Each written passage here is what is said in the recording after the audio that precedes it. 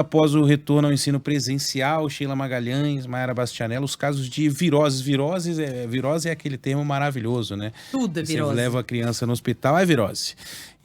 Mas, de qualquer forma, esses casos ficaram mais frequentes. E a gente vai tentar entender um pouquinho a explicação para isso, né? Trazer também o ouvinte que quiser participar da entrevista agora que nós vamos ter no Band News São Paulo. A gente está em contato com o médico pediatra Marcelo Lampolsky, ele é professor de medicina do Centro Universitário São Camilo. Doutor Marcelo, bom dia para o senhor, obrigado por atender aqui a Band News FM. Antes de eu ir com as perguntas, eu vou perguntar para o senhor o que é uma virose, né? Porque tem muito disso, né? Das pessoas levarem as crianças, ela, não sei, tá mal da barriga, tá vomitando, tá com febre, virose. A criança que ficou muito longe do convívio com outras crianças, dos amiguinhos, fica mais sujeita mesmo a ficar doente agora que esse contato presencial foi retomado? Obrigado aí pela oportunidade da conversa. Acho que é um tema extremamente relevante e de grande preocupação, né? Não só para a sociedade, para os pais, né? A gente precisa falar sobre isso. As infecções virais, elas são sempre muito prevalentes nas crianças, né? A transmissão, principalmente pelas gotículas, pelas vias aéreas, faz com que a gente tenha aí uma incidência de muitos casos, né, de infecções por vírus, né? E essas infecções por vírus, elas têm uma sintomatologia bastante variada, mas, de uma forma geral, o que a gente costuma ver com bastante frequência é a presença de febre, presença de tosse, dor de garganta e falta de ar. Esses sintomas são os mais prevalentes. Mas a gente também vê essas infecções causando sintomas como diarreia, náusea, vômito, lesões de pele. Então, você tem aí uma sintomatologia bastante rica que vai caracterizar, né, essas infecções por vírus. Agora, eu acho que o ponto, né, que o Ivan tocou, que eu acho que é fundamental da gente discutir, é esse aumento que a gente vem observando dessas infecções, né, nos dias aí atuais. Algumas coisas explicam, e eu acho que o principal é a relação com a pandemia. A gente teve aí praticamente 2 anos de um isolamento que incidiu principalmente na faixa etária infantil, na terceira idade e nas crianças, né? As crianças aí, elas viveram esses 2 anos praticamente numa bolha, né? E agora elas começam a retomar o seu convívio nas escolas. E com isso, né, é natural que aqueles vírus do universo infantil que estavam em baixa, eles também voltem a circular. Então esse é um ponto importante que a gente coloca aí como destaque. Eu acho que um outro ponto também é com a flexibilização, né, das medidas. Nós adultos também trazemos mais vírus para as crianças, então também tem esse ponto importante a se destacar, né? Então aí você tem a transmissão da criança com criança e do adulto para criança, né? Essa bolha também que se criou, né, nesses 2 anos, faz com que o nosso sistema imunológico fique mais em repouso. Então o sistema imunológico, ele precisa estar sempre treinando, né? Como uma equipe, né? Ele precisa estar sempre em treinamento.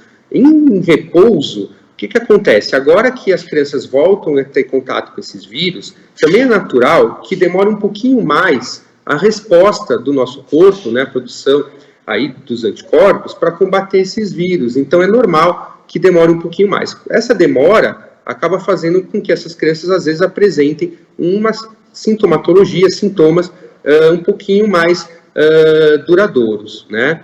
A gente também tem aí uma queda da taxa de vacina, que é fundamental para a prevenção das viroses. Então, a gente viu que esse ano nós ficamos aí abaixo, né, da meta na questão aí de vacinação nacional. E também com a pandemia, a própria situação de você levar menos a criança para consulta com o pediatra. Então, as crianças ficando mais isoladas, elas vão menos em consulta, e aí você acaba tendo menos possibilidade de identificar alguma situação que você possa estar agindo para fortalecer aí esse sistema imunológico da criança. E eu acho que eu termino aqui colocando a ideia também da forma oculta, né? A gente tem aí, com a pandemia, o agravamento, né, das questões sociais, econômicas, a perda, né, do poder aquisitivo, e isso acaba se refletindo na alimentação da criança. E aí você acaba tendo deficiências, carências nutricionais mais simples, carências de vitamina, de oligoelementos, de ferro, de zinco, que são fundamentais para o equilíbrio, né, para o sistema imunológico da criança. Então, acho que é um conjunto, aí, um pacote de fatores que faz a gente observar esse aumento das infecções virais nesse período.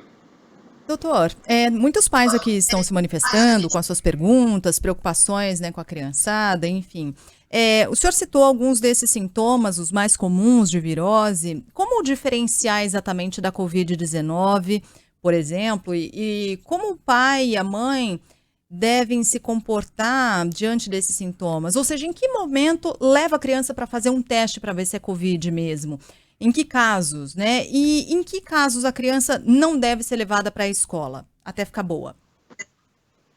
Perfeito. Então, vamos colocar aqui, né, algumas situações. Primeiro, até para acalmar, né, a gente teve, aí, o ano passado, nós tivemos aí uma média de 40 mil diagnósticos notificados, né, de infecções virais na infância. Esse ano, né, a gente já está batendo aí uma casa aí de quase 600 mil casos notificados, então um aumento significativo. É claro que a gente tem aí grande número desses em relação à pandemia. A gente já chegou a ter um predomínio de quase 97% de infecções virais causadas pela Covid nas crianças.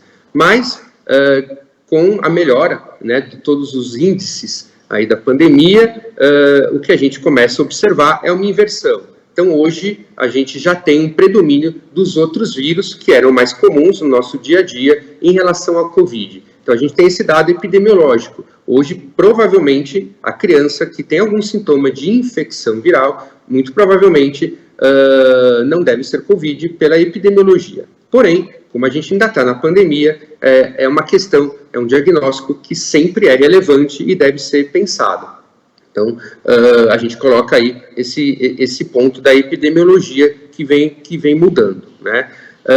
Outra coisa que a gente destaca aí é principalmente em relação à faixa etária das crianças. Então, a gente sabe que quanto menor as crianças, mais grave qualquer infecção viral, e a Covid ela vai se enquadrar como uma infecção viral nessa ideia. Então, principalmente crianças abaixo de 2 anos, que é o que a gente coloca aí como os lactentes, são os fatores de risco, né? A idade, então, abaixo de 2 anos, é um fator de risco para o agravamento de alguma infecção viral, e da Covid funciona dessa forma. Então, a gente teve aí uma taxa de mortalidade, né, de Covid em torno de 0,5%, né, no público infantil.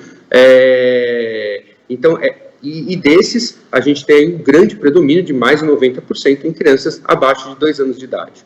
Então, é fundamental, né, uma criança menor da cidade, quando começa a apresentar sintomas gripais, como a gente colocou, principalmente, né, febre, obstrução nasal, tosse, dificuldade respiratória, que vá procurar o pediatra, né? E aí, claro, que se ela tiver num estado geral um pouquinho melhor, com esses sintomas mais leves, ela pode procurar um pediatra ambulatorial, numa consulta de rotina, mas em caso de agravamento desses sintomas, para se dirigir, né, aí no caso, para o pronto-socorro. Então, é muito importante ficar atento, principalmente aos sinais de falta de ar, né, piora do padrão respiratório, então aquela criança que começa, né, a ter bastante secreção, bastante ronco, bastante chiado no pulmão, aquela criança que começa a apresentar o que a gente chama de tiragem, né, que começa a afundar aqui o pescoço, né, entra aqui para dentro, começa a aumentar o nariz, que a gente chama de batimento de asa de nariz,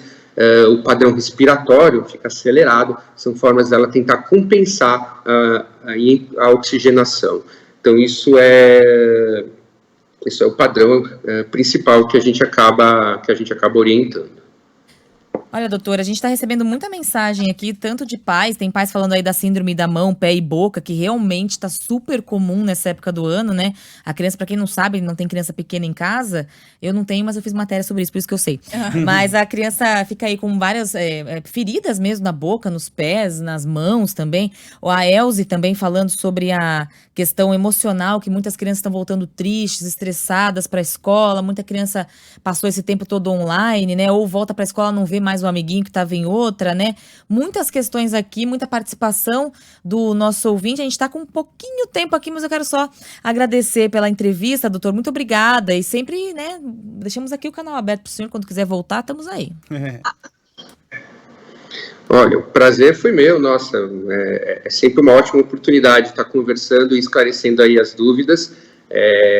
São todas questões super relevantes, a questão emocional que foi colocada é de fundamental importância, o apoio na escola, o apoio na família nesse momento, que é como se fosse uma reintrodução, né, nesse ambiente escolar, mas a criança, graças a Deus, tem uma ótima adaptabilidade, uma ótima capacidade, né, de se adaptar aí nesses momentos, né, e ficar atento, então, a esses sinais. O Coxsackie vírus, como falou, é uma das doenças também aí que vem aumentando nesse período, como outras virais.